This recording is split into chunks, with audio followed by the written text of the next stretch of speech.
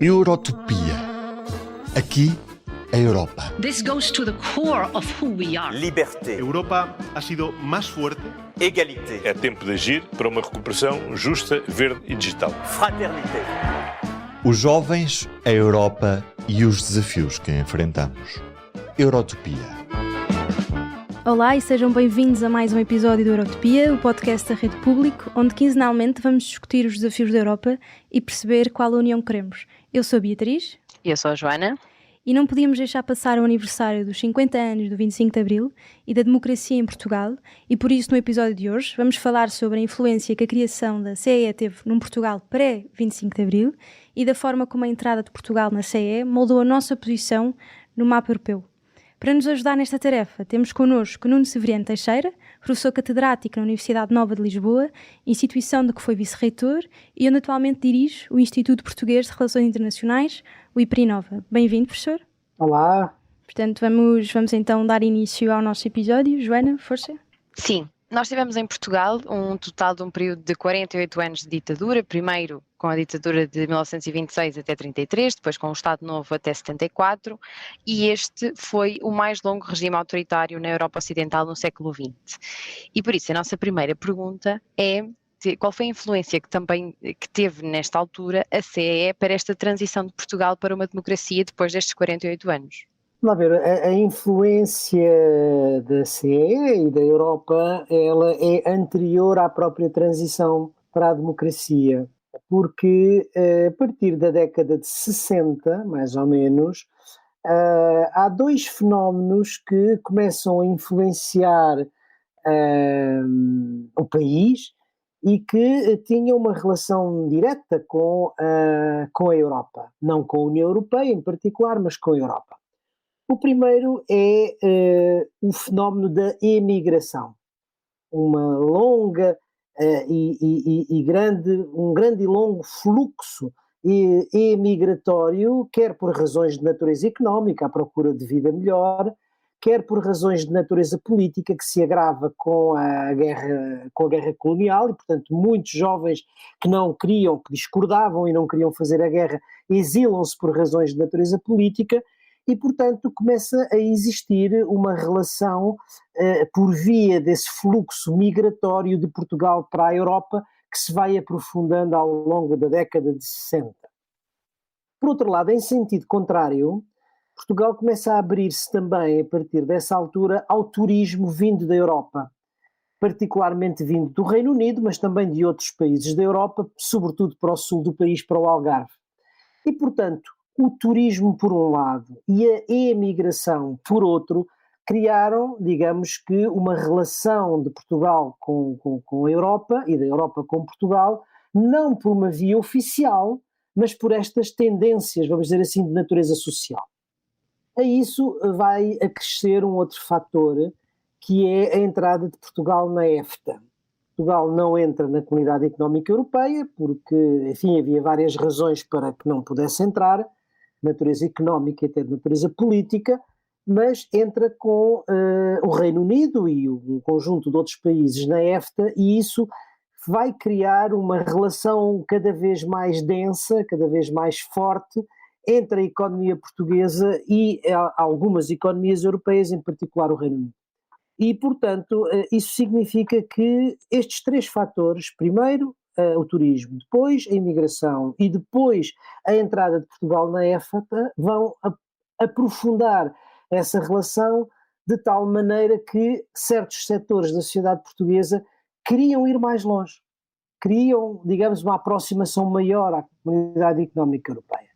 Quando é que isso se concretiza? Concretiza-se em 1972 com o primeiro acordo comercial entre Portugal e a Comunidade Económica Europeia. Mas Portugal não podia ir mais longe. E porquê que não podia ir mais longe? Porque para isso era necessário que o regime se alterasse. Porque para entrar na Comunidade Económica Europeia era preciso uma democracia, para uma democracia era preciso a descolonização, e só isso permitiria a adesão à Europa. Por outro lado, aqueles que queriam que Portugal mantivesse o império, portanto ficasse em África, isso significava que isso só seria possível com o regime autoritário e o regime autoritário pressupunha a continuação da guerra. Portanto, há aqui a situação que se vai resolver, vamos dizer assim, pedido de adesão de Portugal à então Comunidade Económica Europeia, já em 1977. Ou seja, a partir daí, a europeização e a democratização, o processo de democratização que estava em curso, são praticamente duas faces da mesma moeda. Porque, se repararem bem, a democracia vai, em certo sentido, possibilitar a legitimação da integração europeia, e a União Europeia, ou não, então a Comunidade Europeia, vai permitir a consolidação da democracia em Portugal. E, portanto, eu costumo dizer que são, a partir daí, duas faces da mesma moeda. E que exemplos, se existirem, que o professor destaca ou destacaria no apoio e envolvimento da CEE durante a transição democrática no pós-74 em Portugal? Quais é que acham que foram os apoios e os alicerces que acabaram por beneficiar esta transição de Portugal para ser verdadeiramente um país com uma identidade mais europeia e não só tão atlântica? Temos que ver a coisa em níveis diferentes. Uma coisa é o papel da Comunidade Económica Europeia, outra coisa é o papel de alguns países que faziam parte da Comunidade Económica Europeia, e outra coisa ainda é o papel dos partidos ou das fundações europeias, que têm aí um grande papel. Vamos começar por esta última. Várias das fundações europeias, sobretudo das grandes famílias políticas europeias, estamos a falar a família social-democrata, onde estão os partidos socialistas, e a família democrata cristã, onde estão, portanto, os democratas, os populares, não é?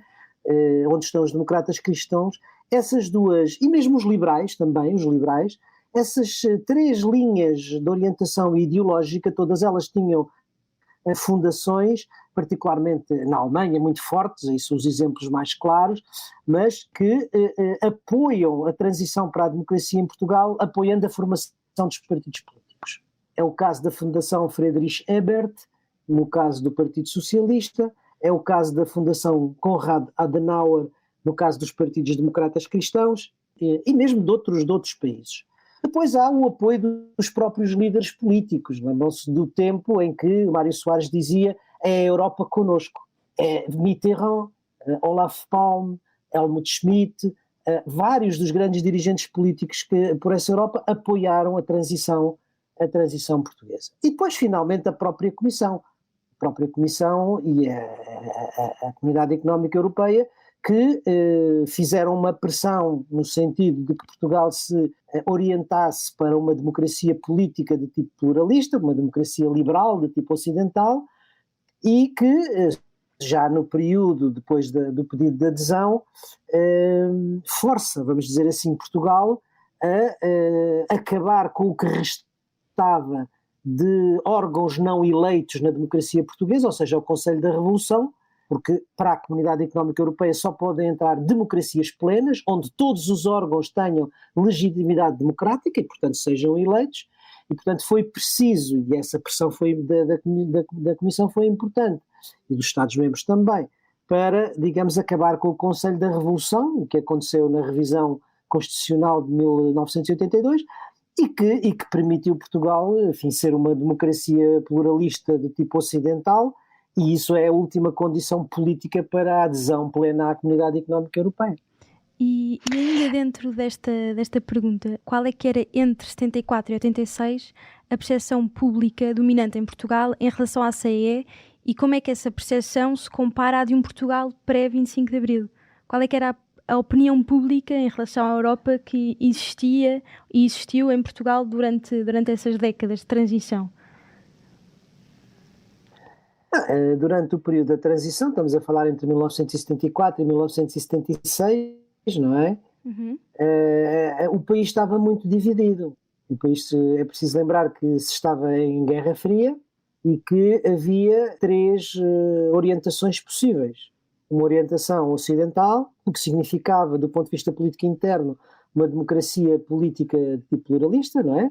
Liberal, o bloco soviético, o que significava caminhar para um regime de tipo democracia popular, como na Europa Central e de Leste, E depois havia, digamos, o terceiro mundo, onde havia algumas correntes em Portugal que procuravam que Portugal se aproximasse dos países africanos de expressão portuguesa e, portanto, ter uma versão mais ou menos neutralista ou terceiro-mundista, e havia esse debate, tal como as forças políticas estavam muito divididas, e só, digamos, o 25 de novembro, depois a formação, as eleições, as primeiras eleições e a constituição do primeiro governo constitucional é que vêm definir de uma maneira muito pluralista, mas também a integração de Portugal no bloco ocidental, atlântico e europeu. E aqui o europeu é de facto a grande novidade, não é?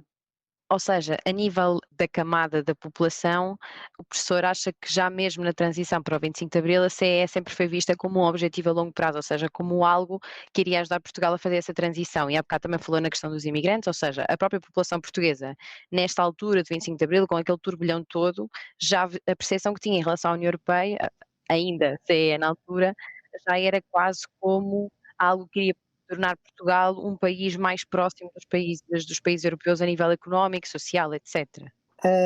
O que se passa é que durante o período propriamente da transição entre 1974 e 76 não havia uma sensibilização particular relativamente à questão da adesão europeia. O que havia era uma luta pela opção política que o país deveria tomar, ou seja, que tipo de sistema ou de regime político devia tomar, e ao mesmo tempo onde é que se devia integrar do ponto de vista do seu posicionamento internacional. Se devia posicionar no Ocidente, no Leste ou no Terceiro Mundo.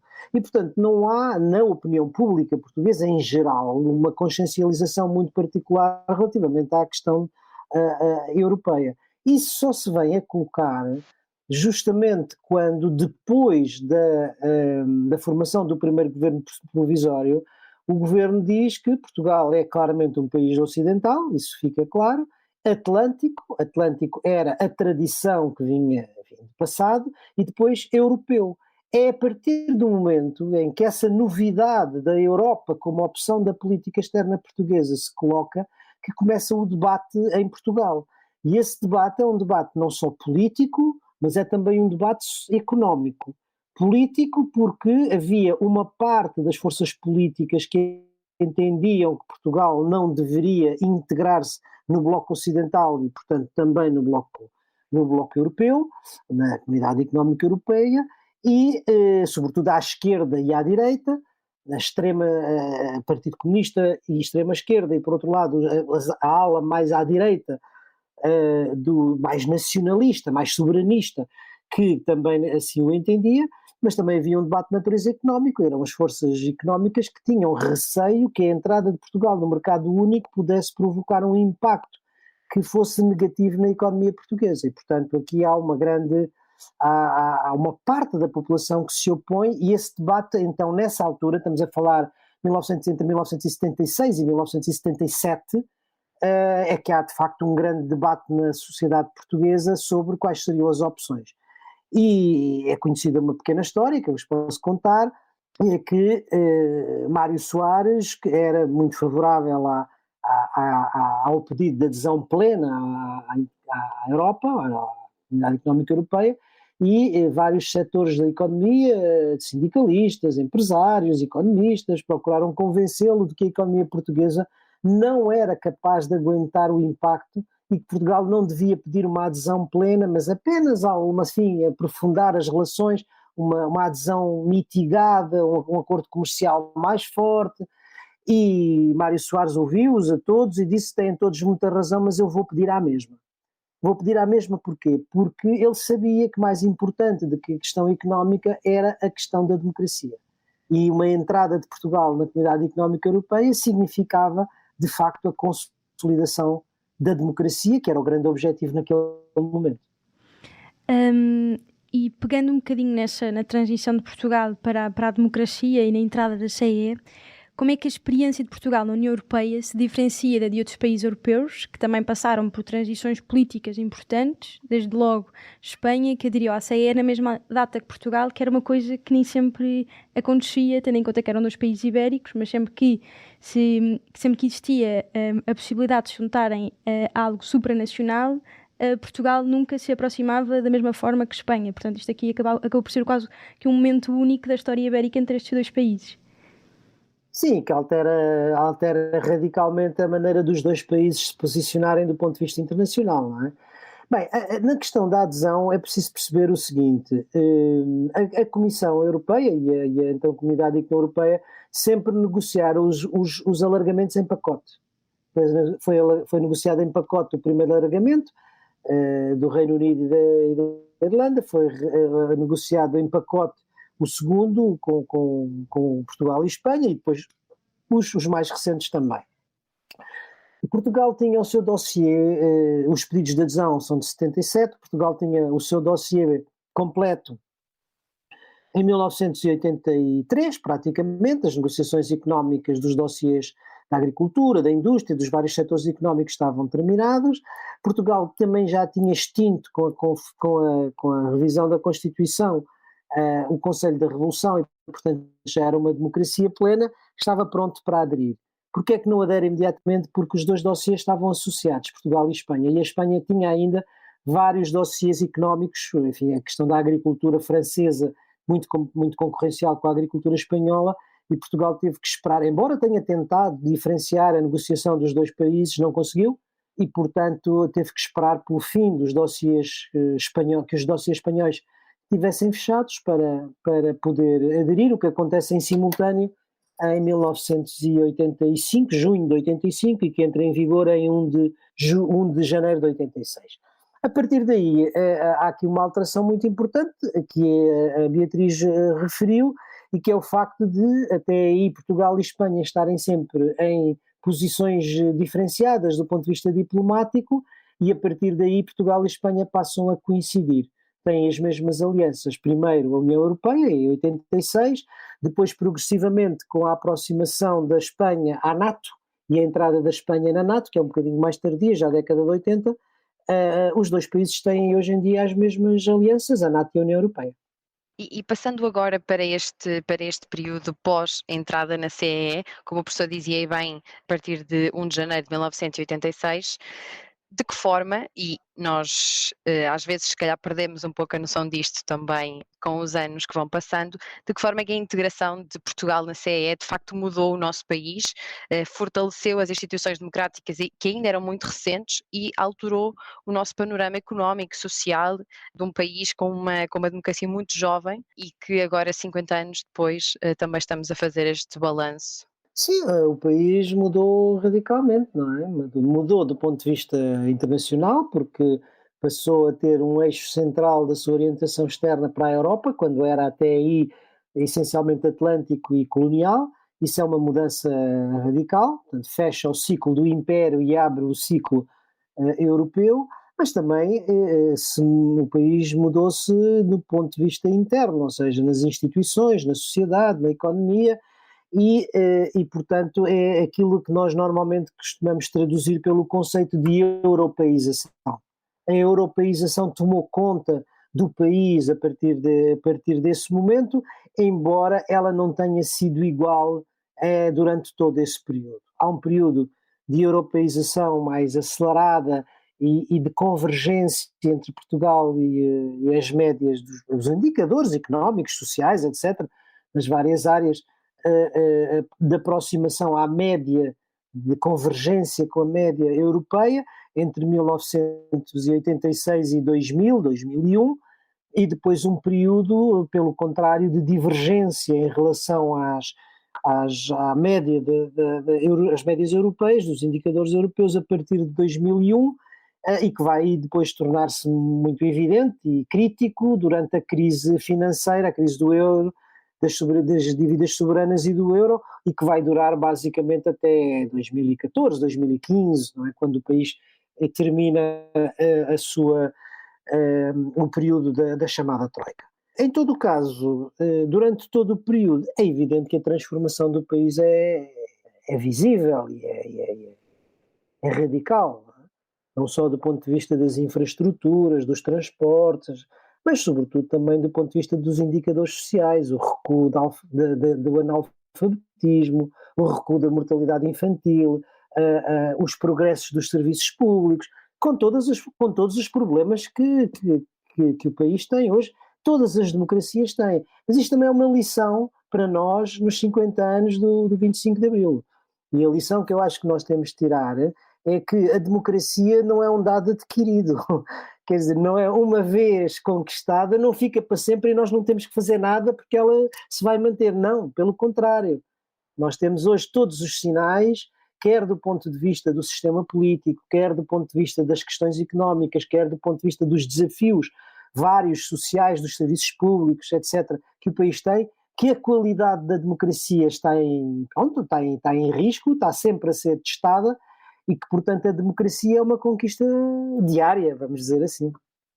Sim, isso, a reflexão que o professor está a ter também bate bem com a nossa última pergunta, que era, nós estamos aqui numa reflexão destas 5 décadas de democracia em Portugal, e ao fim destas 5 décadas nós falamos de como Portugal também é influenciado pela União. O professor agora também falava desta crise de valores ou de instituições que podemos estar a ter, e queríamos exatamente perguntar isso, ou seja, para futuro, temos aqui valores que foram conquistados, que o professor disse também que estão em risco.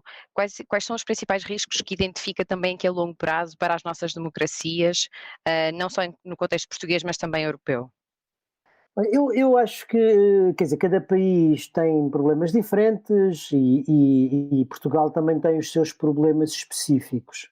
Mas eu acho que há um desafio que as democracias enfrentam no seu conjunto. E esse desafio é um desafio político que tem a ver com o retrocesso que as democracias têm vindo a sofrer de há uma década e meia para cá. Como sabem, várias instituições independentes fazem rankings sobre a qualidade da democracia, sobre as liberdades cívicas, políticas, etc. E todas elas, desde a Freedom House até ao VDEM, todos esses rankings sobre a democracia nos mostram que na última década e meia, os indicadores das liberdades cívicas e políticas, da qualidade da democracia, têm vindo a recuar e que, pelo contrário, as democracias ditas iliberais, ou os regimes ditos iliberais, e alguns mesmo já em processo de autocratização, têm feito, digamos, o seu caminho e têm feito ganhos. Eu acho que esse é o grande desafio que as democracias têm, e isso passa, em primeiro lugar, por uma cultura cívica e política de participação dos cidadãos que procure evitar a polarização. Nós temos assistido a que na Europa, nos Estados Unidos, por esse mundo fora, as sociedades estão cada vez mais polarizadas, os sistemas políticos estão cada vez mais polarizados, e isso significa o quê? Significa que a polarização favorece os extremos, à esquerda e à direita. Favorece o conflito e reduz a capacidade de, digamos, provoca erosão no centro político e provoca erosão, digamos, naquilo que é a moderação. E a governabilidade dos países faz-se justamente nesse centro político e com essa moderação. Porque quando nós entramos no crescimento dos extremos, na extensão da polarização, então estamos a caminho de criar cada vez maiores dificuldades e maiores problemas às democracias, que são, no fundo, como dizia Churchill, é o menos mau de todos os regimes. Muito bem, e ótima forma de terminarmos assim este episódio, que acaba por ser um mote, uma reflexão daquilo que foram os últimos 50 anos e que esperamos que sejam os próximos 50. E chegámos assim ao final de mais um episódio de Eurotopia. Não se esqueçam de passar pelo nosso Instagram pod.eurotopia, onde podem não só ver certos dos nossos episódios, mas também aceder a conteúdos exclusivos e, claro, conversar connosco, enviar perguntas, sugestões, o que quiserem. Professor Nuno, obrigada por ter estado connosco e, como dissemos, voltamos quinzenalmente à Antena do Público para discutir os desafios da Europa e percebermos qual a união que queremos. Até à próxima. Eurotopia.